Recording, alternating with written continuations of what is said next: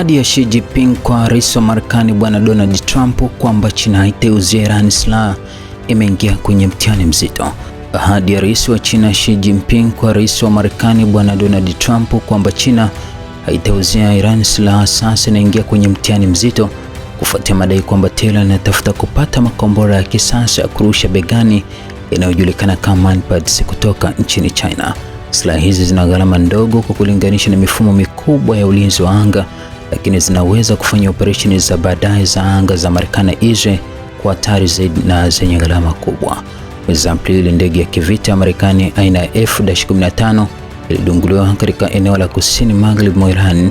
Inaaminika kuwa ndege hiyo huenda ilipigwa kwa kombora la kutunguliwa kutoka begani lililotengenezwa nchini China. Rubani wote wawili walifanikiwa kujitoa ndani ya ndege hiyo kwa kutumia viti vya dharura na baadaye waliokolewa. Mmoja wao aliishi kwa siku mbili akiwa ardhini katika maeneo ya vilima vya milima ya Zagros kabla ya kuokolewa. Kupotea kwa ndege hiyo lilikuwa ni tukio la kihistoria. Kwa miongo kadhaa kuna ndege ya kivita ya Marekani iliyokuwa imeangushwa na mashambulizi ya moja kwa moja ya adui. Ripoti zinaeleza kuwa Iran imekuwa ikitafuta silaha hizi kutoka nchini China kupitia mitandao mbalimbali ya biashara na usambazaji ambayo Washington imekuwa ikifuatilia kwa miezi kadhaa.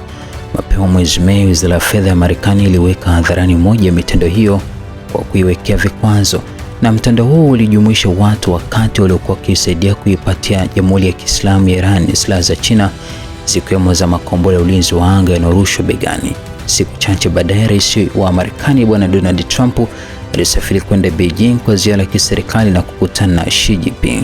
Mwishoni mwa mwezi Julai, Trump aliwaambia wananchi Xi mwenyewe alimwahidi kuwa China haitauzia Jamhuri ya Kiislamu ya Iran silaha kwa hali yoyote ile. Hata hivyo, siku tano baadaye, Reuters iliripoti kwamba kampuni ya China ilikuwa imekubali kuipa Iran mifumo kati ya 300 na 400 ya makombora ya ulinzi wa anga yanayorushwa begani, katika mkataba unaokadiriwa kuwa na thamani ya dola za Marekani milioni 60 hadi milioni 70. Wakati viongozi hao wawili walipokuwa wakikutana kubadilishana ahadi, inaonekana Jamhuri ya Kiislamu ya Iran iliendelea kutafuta na kununua silaha hizo, huenda ikitumia njia kadhaa za usambazaji kwa wakati mmoja. Mkataba huu unaoripotiwa unaweza kuisaidia Iran kuziba pengo kubwa la kiusalama, wakati ambao Washington inaona ni hatari zaidi. Wakati wa vita vya siku 12 mwezi Juni 2025, ndege za Israel ziliripotiwa kufanya operesheni katika anga Iran kwa uhuru mkubwa baada ya mashambulizi ya mwanzoni kuharibu kwa kiasi kikubwa mtandao wa ulinzi wa anga wa Iran. Baadaye Marekani nayo ilijiunga na kampeni hiyo kwa kushambulia maeneo ya nyuklia nchini Iran.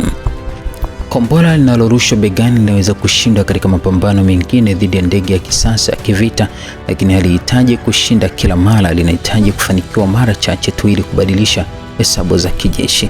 Baada ya ndege ya F-15 kudunguliwa mwezi Aprili, kila rubani anayepaa kwa urefu wa chini juu ya Iran analazimika kuzingatia uwezekano kwamba kuna kikosi chenye kombora kinachoweza kulenga ndege yake kutoka ardhini. Hali hiyo inaweza kuwalazimisha wapiganaji wa kijeshi kurusha ndege kwa urefu mkubwa zaidi, kupunguza idadi ya safari za anga, au kutumia muda na ndege nyingine zaidi kutambua na kuondoa vitisho kabla ya kuanza operesheni kuu. Hii ni sana athari zilizotokana na makombora ya Stinger yaliyotolewa na shirika la ujasusi la Marekani CIA wakati wa vita vya Soviet nchini Afghanistan baada ya mwaka 1986. Makombora haya yalifanya safari za ndege katika maeneo ya chini kuwa hatari kiasi kwamba marubani wa Soviet walilazimika kubadilisha mbinu zao za kijeshi. Tayari tumeona athari za mkakati huu baharini, ambapo makombora, mabomu ya baharini na ndege zisizo na rubani za Jamhuri ya Kiislamu ya Iran katika eneo la mlango bahari wa Hormuz zimezamisha meli chache, lakini zimesababisha kuporomoka kwa shughuli na kuongeza kwa kiasi kikubwa gharama za mafuta. Makombora haya yana uwezo wa kufikia urefu wa kilomita chache tu, hayawezi kushambulia ndege zinazopaa kwa urefu mkubwa, wala makombora ya masafa marefu ya ballistic. Pia hayawezi kurejesha mfumo mkubwa wa ulinzi wa anga ambao Irani ilipoteza. Hata hivyo, inaweza kufanya operesheni za ndege zinazopaa kwa urefu wa chini, ikiwemo operesheni za helikopta pamoja na baadhi ya safari za mashambulizi na usaidizi wa kijeshi kwa hatari zaidi na zenye gharama kubwa. Tangu kusitishwa kwa vita, vikosi vya Basji pamoja na jeshi la ulinzi wa mapinduzi ya Kiislamu RGC katika maeneo mbalimbali ya Iran vimekuwa vikifanya mafunzo ya kutumia silaha za ulinzi wa anga zinazobebwa na kurushwa begani. Iran imewahi kutumiwa kuzipatia silaha za aina ya Manpads makundi yenye uhusiano nayo kama vile Wahouthi nchini Yemen na Hezbollah nchini Lebanon. Hali hii inaongeza hatari kwamba baadhi ya mifumo hiyo inaweza kupelekwa nje ya Iran. Jibu la China kuhusu madai hayo limekuwa likikanusha, wakati NBC iliporipoti kwamba kombora la China huenda lilihusika katika kuangushwa kwa ndege ya F-15. Beijing ilikanusha taarifa hiyo na kueleza kuwa ni tuhuma zisizo na msingi.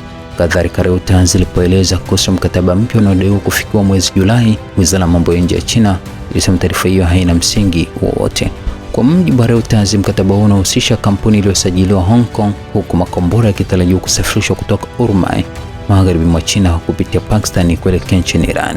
Pakistan, ambayo ilisaidia kusuluhisha makubaliano ya kusitisha vita mwezi Aprili, imekanusha kuhusika kwa namna yote katika mpango huo.